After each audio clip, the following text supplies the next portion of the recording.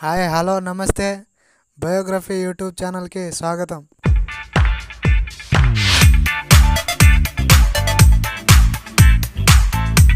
ఈ వీడియో మీకు నచ్చినట్లయితే లైక్ చేయండి, షేర్ చేయండి. మరిన్ని వీడియోల కోసం మా ఛానల్ని సబ్స్క్రైబ్ చేయండి. ఈ వీడియోలో భారత స్వాతంత్రోద్యమంలో ముఖ్య పాత్ర వహించినటువంటి భగత్ సింగ్ గారి గురించి తెలుసుకుందాం. భగత్ సింగ్ పంజాబీ జాట్ సిక్కు కుటుంబంలో 1907 సెప్టెంబర్ 27న పంజాబ్లోని లియాల్పూర్ జిల్లాలోని బంగా గ్రామంలో జన్మించాడు. తల్లి విద్యావతి మరియు తండ్రి కిషన్ సింగ్.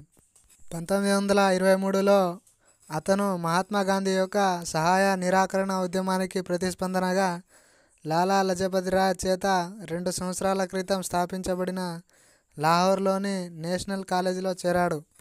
1926 అక్టోబర్లో లాహోర్లో జరిగిన బాంబు దాడిలో అతను పాల్గొన్నాడనే నేపంతో 1927 మేలో అతడిని అరెస్టు చేశారు.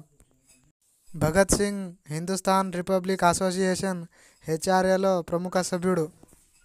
లాహోర్లో జరిగిన అలచడిలో అతని సన్నిహితులను కాల్చి చంపారు. భగత్ సింగ్ మరియు రాజ్ గురు ఇద్దరు లోడ్ చేసిన రివాల్వర్ను తీసుకొని మరుసటి రోజు త్వరగా ఇంటి నుండి బయలుదేరారు. 1929 ఏప్రిల్ 8న భగత్ సింగ్ బతుకేశ్వర్ దత్తో కలిసి సభ జరుగుతున్నప్పుడు దాని పబ్లిక్ గ్యాలరీ నుండి అసెంబ్లీ ఛాంబర్లోకి 2 బాంబులు విసిరాడు. ఈ సమయంలో అతను ఇంక్విలాల్ జిందాబాద్ అనే నినాదాన్ని ఇచ్చాడు. 1929లో హెచ్ఎస్ఆర్ఏ లాహోర్ మరియు సహరాన్పూర్లలో బాంబు ఫ్యాక్టరీలను ఏర్పాటు చేసింది. 1929 ఏప్రిల్ 15న లాహోర్ బాంబు ఫ్యాక్టరీని పోలీసులు కనుగొన్నారు. సుఖదేవ్, కిషోర్లాల్ మరియు జైగోపాల్లతో సహా హెచ్ఎస్ఆర్ఏ యొక్క ఇతర సభ్యులను అరెస్టు చేశారు.